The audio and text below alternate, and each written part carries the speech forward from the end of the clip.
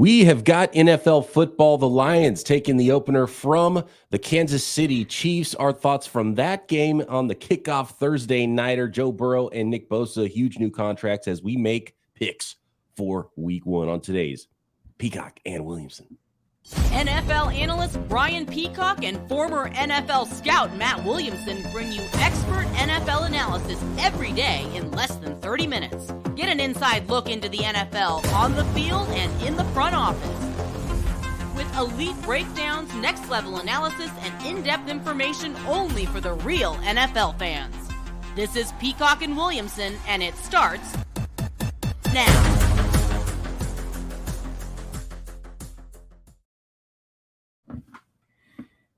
Welcome to the Peacock and Williamson NFL Show. Brian Peacock alongside Matt Williamson at BD Peacock at Williamson NFL. Thanks everybody for making us your first listen on the Locked On Podcast Network. Your team every day. Big ups to all the everydayers out there. Make sure you're subscribed up on YouTube and everywhere you get your podcast. Today's episode of Peacock and Williamson is brought to you by PrizePicks, the easiest and most exciting way to play daily fantasy sports.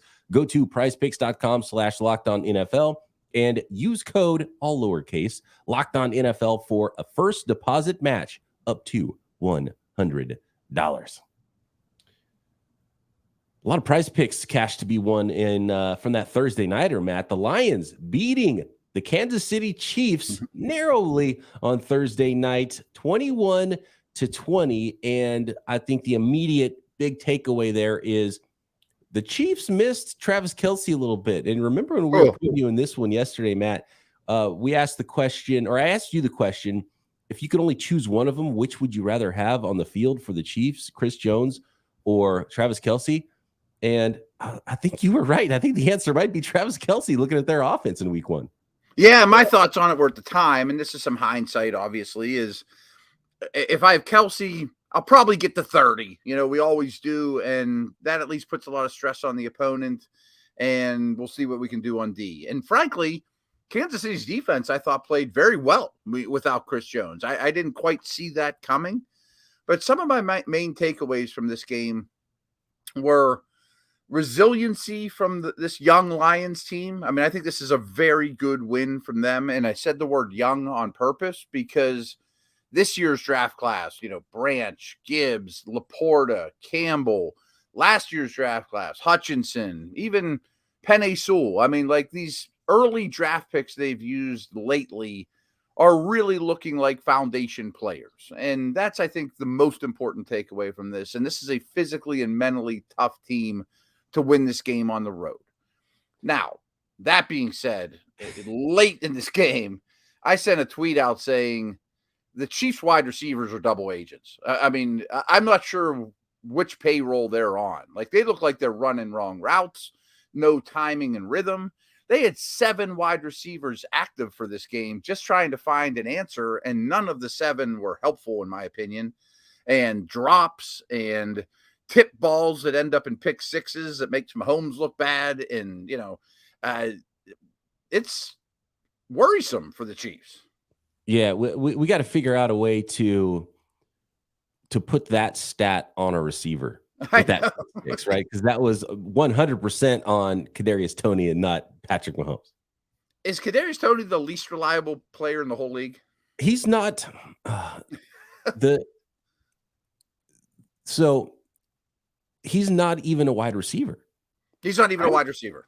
And if you're not going to force feed him the football, then I don't know what his place is on the football team for you. And they tried to give him that one on the goal line, and he didn't quite get in there. You know, that was his only rushing attempt. It was -1 yard. And then throughout, and the New York Giants saw this, right? Throughout just the normal flow of a football game, he's not going to help you out. You have to create for him.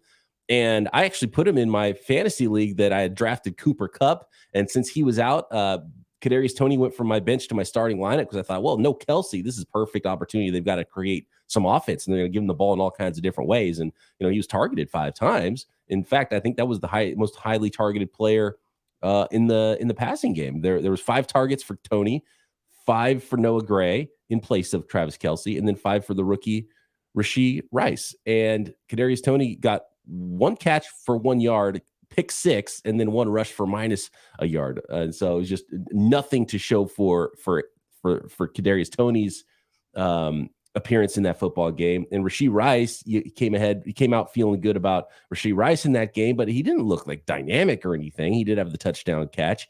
I was hoping for a little bit more from Sky Moore. He was shut out on his 3 targets receiving. So he had a carry as well for 4 yards. So I don't know, just altogether, the whole offense, just nobody really helping out Patrick Mahomes. No. And you mentioned targets. I don't know that I've ever seen this. I mean, it may have happened. I'm sure it has, but a dozen different Chiefs were targeted. And for those of you who don't know, you're only allowed to put 5 on the field at once. You know, I mean, like you're deep down the list here. I mean, Edwards-Helaire and Blake Bell, and you mentioned Justin Ross, James. Yeah, right. Like the Bulldozer. I don't know if Bell was still in the league. And he's out there taking snaps. I mean, come on, man. Botching that. You know, even the trick play stuff they do by the goal line. Like Kelsey would have done that better than these guys. You know, I mean, discouraging, but it's one game if you're the Chiefs. Tremendous win if you're the Lions. Absolutely. Yeah. And clearly the Lions are going to come out and play and meet anybody's intensity every single week. Right. Here's the thing that I thought was weird about the Lions. And look, this is week 1. A lot of this could change. Kadarius Toney could go off next week after everyone, when nobody has him in their fantasy lineup, right? Which is kind of the way that things go. We'll see what happens with the rookie Rashee Rice and Sky Moore, and if anybody emerges there, Marquez Valdez-Scantling was classic, 2 catches, 48 yards. But on the Lions side of things, why do you draft the running back 12 overall to just be regular old backup running back? There was nothing interesting or fun or imaginative about the way they used Jahmyr Gibbs in a way that I would have thought for a guy that you draft that high and you're doing chest bumps in the draft room when you take him. And he looked like a good, quick athlete when he was out there. He has some dynamic traits, as anyone can see. But Montgomery gets 21 carries, he gets 7. Like that is a little odd. I'll give him the benefit of the doubt, though, and say maybe that's just a game plan specific Chief thing, or we're not quite sure if he's good enough in protection. We'll keep ramping him up more and more. Something to keep an eye on, though. And Amon-Ra St. Brown's really good, by the way. Yeah, Jahmyr Gibbs fast. Amon-Ra St. Brown is good. Speaking of Cooper Kupp, this could be a Cooper Kupp type year for Amon-Ra St. Brown in the first round of next year's fantasy draft for a lot of folks. I would have liked to see him targeted even more because it felt like they kind of went away from that a little bit. And Sam Laporta, he looks like the real deal. Complete tight end for the Lions. So those second round picks showing up big more.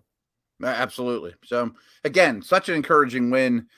I always feel bad. I flat out feel bad for the visiting team in this game every year. I'm like, that is just walking into a buzzsaw. But if you can get a win like they did, and now you have a nice long 10-day break and you're 1-0 in a game no one thought you could win, like what a start to the season. One more note too, Brian Branch you mentioned, but the other newcomer in the secondary, CJ Gardner-Johnson, just really nice pickup, got his hand on a couple of footballs there. He's just the type of player that impacts football games. Yeah, I thought this defense would go from bad to average, and I'm still going to stand by that on September 8th. But you throw Sutton and the draft picks and Gardner-Johnson, it might be better than that. Right, and let's be honest, they probably should have still lost that game if I didn't want to say it that way, but pick 6. So it's a little help from a pass catcher on both those football teams. Yeah. A little help from a pass catcher probably goes a long way in not losing by 1 point. Here we go. Let's make some picks for week 1, Matt, and some pretty big contracts being signed since the last time we spoke as well. Next.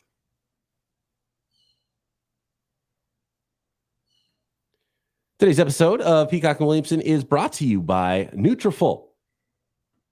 Men, it's not inevitable. Just losing your hair can be controlled. So take that control into your own hands and your hair's future with Nutriful's science-backed hair growth supplement for men. Nutriful is the #1 dermatologist-recommended hair growth supplement clinically shown to improve your hair growth, visible thickness, and visible scalp coverage. Nutriful's hair growth supplements use physician-formulated, natural, science-backed ingredients. Drug-free, patented technology provides consistent, reliable results without compromising your sexual health and some other, some of those other side effects that can come with some other drugs.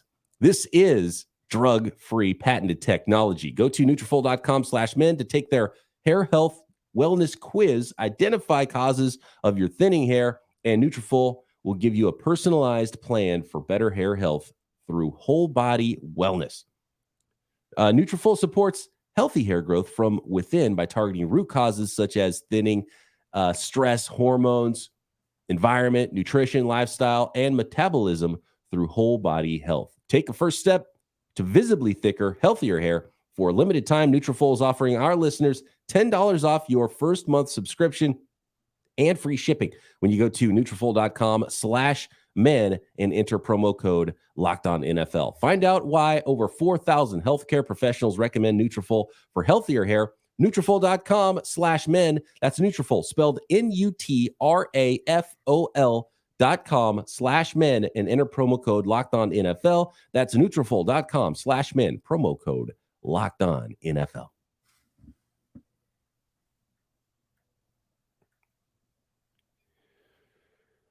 Let's start with the Bengals and the Browns, Matt. A divisional matchup here should be a really good one. And after sort of a weird training camp with an injury for Joe Burrow, it ends with him ready to play week one and him a whole lot richer, getting inked to a new mega contract for those Cincinnati Bengals. Yeah, and you mentioned to start the show, Bosa, Burrow, all these contracts are bigger than expected. Wow. Again, all I can say is the league is very healthy, folks. And I think owners are doing very, very well. I can't wait for the AFC North games. I mean, because I'm an AFC North guy, but even so, I just think that these bloodbaths all three of these teams might be 3-3 again. I don't know if you know that, but all the AFC North teams were 3-3 in the division last year. I think that might be the case again this year, where they just beat the crap out of each other starting week one. And I keep harping on this with the Bengals because they did not look like the Bengals in week one last year because they didn't play anyone in the preseason. I'm worried about that again, but I also don't like what I've seen from Watson, frankly, in a Browns uniform. But the little I saw of him in the preseason and even some of the reports out of there are so. I still want the points in this one. I think the Browns are getting 2 at home in a division game with maybe a rusty quarterback. I think the Browns D-line is vastly improved, and I'm not sold on the Bengals front. I think this is a drag-it-out 2017 type of game, 17-16 type of game. Whoever was getting points, I'll take. And we saw that in the Thursday nighter too. Like this is what happens in week one a lot, and it's kind of feeling out process, and it's not really the the midseason team and the midseason form that you're going to see from some of these teams. And a lot of closer games, a lot of weird stuff happens. So getting points for a home underdog team that's a pretty good team, that is that's an enticing bet. I still am going to go Bengals. I think maybe the Joe Burrow new contract gives a little pep in everybody's step there for Cincinnati. Yeah. So not enough points. If I could get a little bit more, just get a little bit more, like over a field goals points, I'd feel good about taking the Browns. But I'm going to give up the 2 points and take the Bengals. Another note, and I don't know who this favors, but it's just something that's very obvious in week one, and it showed last night. These players get tired. Depth to me is really important. Rotate your stars in and out a little bit more in these games because no one's played 70 real intense snaps, since last year. Yes, absolutely. It's and a lot of questionable players out there too. For most teams, this is the healthiest you're going to be, and there's a lot of guys still banged up coming into the season. Mm-hmm. Yeah, it's a little worrisome. Hopefully, that's not a huge trend this year. So, by the way, Joe Burrow, the numbers there, record-breaking deal, most dollars ever. We just saw the highest paid defensive player ever. Now we're seeing the highest paid player ever in back-to-back deals, back-to-back days. Joe Burrow, 5 years, $275. That includes $219 million guaranteed. So there you go. Highest paid player in NFL history, the highest paid player on defense now for the 49ers. We've already discussed 49ers Steelers. Does it change anything for you knowing Bosa is going to be on the field, at least in some limited fashion, after he signed his 5-year, $170 million contract, Matt? Yeah, it changes a lot for me. I think he's a total stud, and I was hoping he'd give it a couple more days before he decided to sign it. But I'm still picking the Steelers in a close one. I have that game 24-23 Steelers. I expect it to be very close, but he's a game wrecker, and I assume he'll play snap number one. And you're probably aware of this. He played 74% of the snaps last year for the Niners. He's probably at 65 in this game, something like that, 65%. And play as much as you want, Nick, and see how it goes. That to me, it's dangerous. But he's going to be in such good shape for that walkthrough or whatever practice he gets in here this week. They're going to play him. He's going to start the game. How much does he play? I don't know for sure. I'd probably keep it under 50% if it was me, but you're trying to go win a football game. It's probably going to be a close one. So he might be out there. Hard to pull him off. Yeah. and kind of wait on the line on this one too. If at FanDuel, by the way, thanks to FanDuel for all our lines here, if it creeps back toward the 3 points that it was earlier on in the off season, then maybe that's when I would hit it for the Steelers. But yeah, this is gonna be a close one. So again, home dog taking points. If you get a field goal, I like that. Can't wait for some of these games. By the way, so 49ers, Steelers, Packers, Bears, Panthers, Falcons, Seahawks, Rams, Jags, Colts, Cardinals, Commanders were all part of our Thursday 6-pack of picks that we did on yesterday's program. So if you want our picks for those games, you can go check out that episode. Here we go, Matt. We've got the Tampa Bay Buccaneers at the Minnesota Vikings. The Vikings favored by 5.5. So am I crazy to kind of think the Bucs offense can be respectable? Like, I'm not a Mayfield believer, but he's an NFL quarterback. He's not Josh Dobbs or Clayton Tune. Their line's not horrendous. They got weapons. I just think this might be an over game. And maybe I say that because I think every Viking game might be an over game, because I really like their offense and have great concerns about their defense. Exactly. But I think they win by more than 5.5 at home. Loud place, better talent across the board. I'll lay the points here. Yeah, I mean, the Bucs, I don't know what to expect at all from the Buccaneers. They do have talent on that football team, though. So, and against the Vikings defense, again, this is an over game, and I think that's too many points. I know it's in Minnesota, but 5.5, I'm taking the points here with the Bucs. We haven't talked Mike Evans either. There's weirdness going on with Mike Evans. He almost feels like he's, quote, hurt the same way Jonathan Taylor is. Like, hey, I went traded. Why don't you? I'm sitting there watching the Chiefs last night. Like, boy, why don't we put Mike Evans on the Chiefs? I saw a lot of that on social media too. It's like, what's the holdup? Can we get Mike Evans to Kansas City? Let's restructure a contract or two, pay Chris Jones, and get Mike Evans there. Go win another Super Bowl. Yeah, feel real good about it. You get Travis Kelce back. Absolutely. And trade Kadarius Toney along with him. Send him out for a bag of donuts. Yeah, poor Kadarius Toney. He's getting crushed. Poor guy. Yeah. But he's not a wide receiver. He's Dante Hall. Yes, absolutely. He's not even Debo. That's not kind of the hope you had, right, for Toney, but he wasn't really even showing that. So I say not even showing that. Debo's a pretty a lot of receivers would like to player in that. Debo, 45.5 is the over. So you're taking over here on this one, and you take you're taking the points, or you taking Minnesota? I'm going to lay the points. I gave the Bucs some props, but I think the Vikes at home is a tough place to play. The Titans at Saints. New Orleans favored by 3 points at home against those Tennessee Titans. This is probably an under game for me. I think both these defenses are respectable. There's some change in the Saints offense. How will that go? I think the Titans O-line is problematic, but 3 isn't enough for me to take Tennessee. I still think the Saints are just a much better top to bottom team. Yep, I think they nailed this line. I probably wouldn't put money on it. Again, I totally agree with you about the under potentially on this one. But at home, tough place to play. Saints by a field goal feels about right. So about right. Yeah. If I had to pick one, I'd pick the Saints and give up those 3 points. I'm not putting any money on that one either. I think that's a perfect line. Probably a field goal game. The Houston Texans are at the Baltimore Ravens. Perfect opponent for the Ravens right now because, this is a new regime in Houston. You get a home game. You got a new offense for Lamar Jackson. I don't know about favored by 9.5 points. It's a big line. In fact, I think it's the biggest line of the weekend. Baltimore favored by 9.5 points at home against the Texans. I was hoping to bet against the Ravens early in the year. And my thoughts are, I think it's an overrated defense, especially up front, the D-line. And I think because they're making such wholesale changes on defense that maybe or on offense, that maybe they just take a week or two to get their feet under them. But I hate where the Texans are at right now. I mean, not only are they super young going against, first-time head coach versus a potential Hall of Fame head coach and tough place to play, but their O-line is in shambles right now. So maybe even that defensive front for the Ravens being suspect isn't a big enough weakness right now. That being said, I think 9.5 is too much. I mean, if this was 7.5, I would lay it. I can't lay 9.5. 9.5 is a little too much. And I think it's somewhat of a Lions way last year where D'Amico Ryan's going to have this team playing a certain way. We're going to see a lot of Dameon Pierce running the ball, trying to keep the score low, trying to keep this game close. And straight up, of course, the Ravens have to be favored in this game. But 9.5 does feel a little much in what can be some awkward week one games. So rookie quarterback too. It could absolutely be a blowout, but it's too many points for me. So give me those 9.5.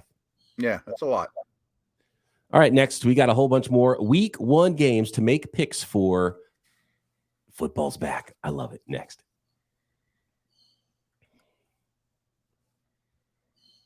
Today's episode of Peacock and Williamson is brought to you by PrizePicks.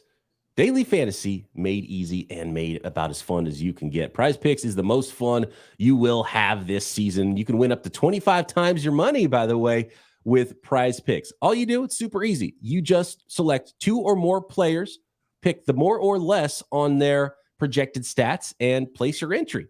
And PrizePicks makes it really simple to play. You can make those entries in less than a minute, and you can turn $10 into $250 in just a few taps. For example, something like we talked about that 49ers Steelers game, Brock Purdy. It's 0.5 interceptions. So does he throw a pick or not?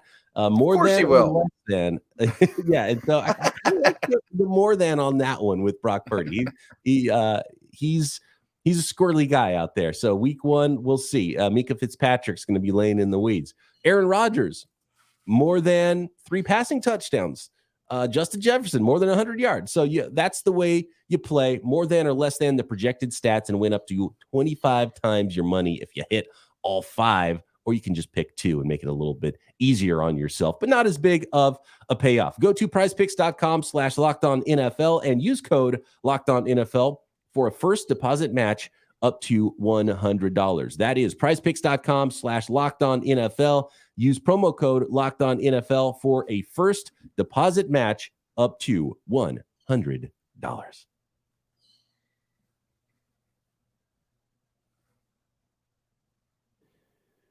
Here we go, Matt. The rest of the week one schedule. We are making picks on today's Peacock and Williamson. Next up is the Las Vegas Raiders. Get into the afternoon games here. Las Vegas Raiders at the Denver Broncos. We got a lot of divisional opponents coming together in week one. This one is a pretty important one because these two teams have to set the tone, and they're playing against the lesser opponents as it looks this early in the season in their division. So if you're the Broncos and you're trying to erase all of the bad mojo from last season, you got to win week one against the Raiders at home, right? Yeah, Chandler Jones is another one with some weird stuff going on. Maybe he gets moved. There's another guy that's unhappy, et cetera, et cetera.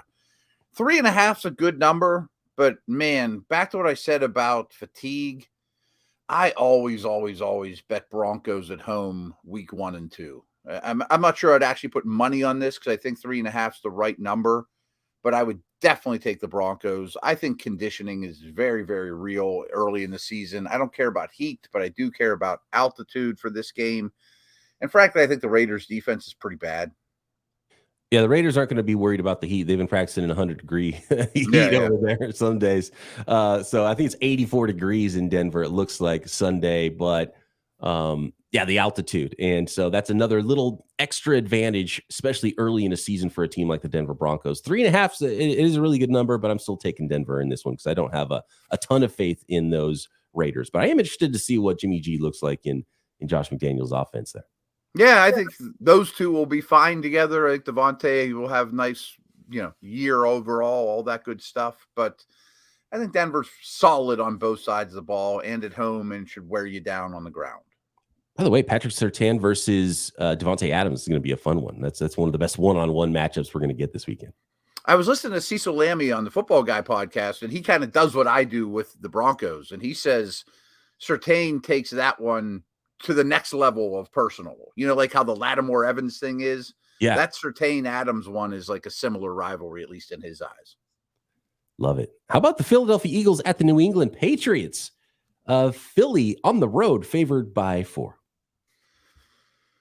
Ooh, I think Philly's such a better team, and, you know, that doesn't say much, but man, Belichick at home getting more than a field goal with the entire offseason to look at things, and I have extreme respect for the Patriots defense. So I think this is like a 17-16 game, so I'm going to take the points. I think the Eagles probably win it, but I bet he builds some things in that defense that makes life tough on Hurts. Yep, I agree with you as well. You can lose this one by a field goal and still, make that -4. So give me the home dog points for a Bill Belichick coach team. The offense should look much better because they have a professional NFL offensive coordinator now and Bill O'Brien there for Mac Jones and company. But the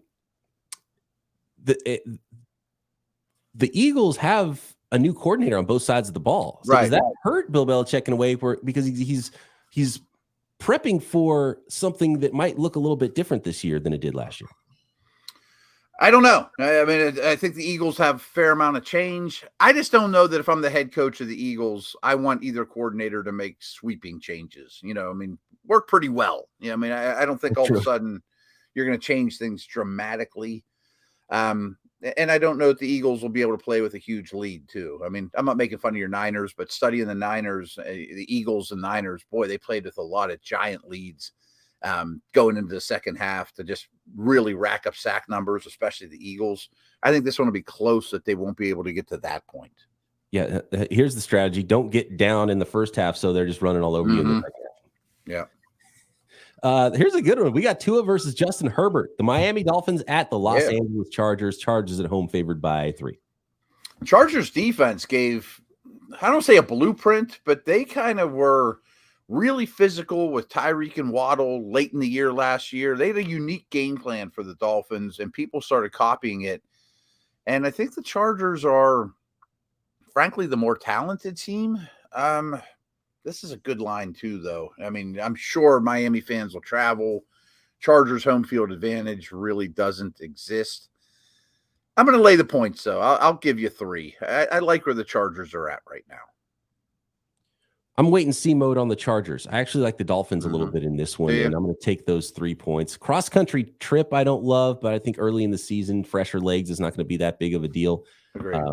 Again, I just kind of want to see it for the Chargers, and I'll have a much better feel. I kind of know what the Dolphins are going to be. I'll have a much better feeling on the Chargers after week 1. Like, I find it interesting that, big coordinator change in LA. Everybody hated the old guy. Got to drive the ball down the field. Well, Fangio, the new coordinator in Miami, just doesn't let you do that at all. Right. So it's like not a real good barometer. Yeah, I mean, it's potentially the Dolphins upgraded defensive coordinator more than the Chargers upgraded offensive coordinator. Great call. Yeah, I think you're right. We've got some primetime action with the Dallas Cowboys at the New York Giants NFC East showdown Sunday night football. Dallas on the road, favored by 3.5. I like the Cowboys here. That's a tough place to walk into, and I respect the Giants much more than I did a year ago. I just don't see the holes in the Cowboy roster, and I see a lot of holes in the Giants roster. I wish this was 2.5. I wish it was 3. Certainly could be a 24-21 game, and I lose the bet, but I think Dallas covers. If you listen to our predictions episode, I'm pretty high on what the Cowboys can be this year, but in this week 1 road matchup inside the division, 3.5 is enough for me to take the home dog. And I've taken a lot of home dogs here this week, and I will probably continue to all season. So give me those 3.5 points with the Giants at home, even though clearly I think the Cowboys are a better football team. But man, the Giants are well coached. And I think this is one of those again, where they keep it close. They run the ball a lot, maybe even an under on this one as well. Give me New York Giants and 3.5. I meant to say this earlier, just as kind of a sweeping statement.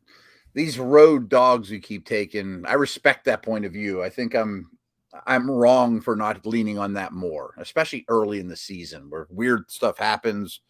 I mean, home dogs getting points. I bet that pays off more than it doesn't this week. I'm with you. Yeah.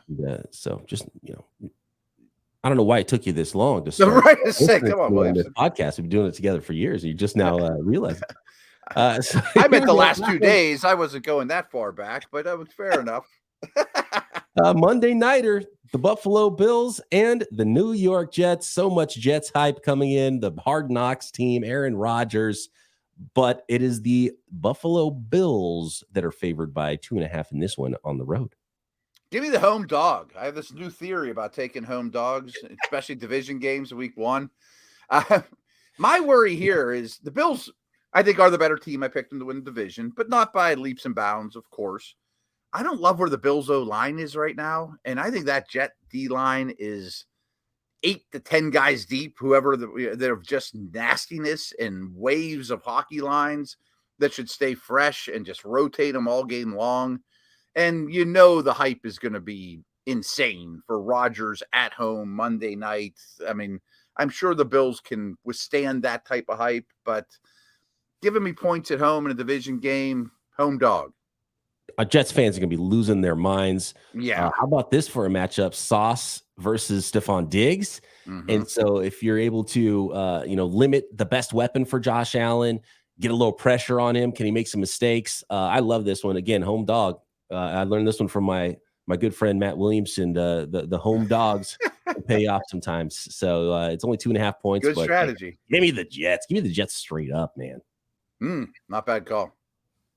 Fun one. I can't wait for this. We got football, Matt, and the season is here. And of course, we'll come back Monday and have it all broken down for you, as we always do every day here on Peacock and Williamson. Shout out to the everydayers. Make sure you're subscribed on YouTube and everywhere you get your podcasts. Matt and I back Monday. Peacock and Williamson.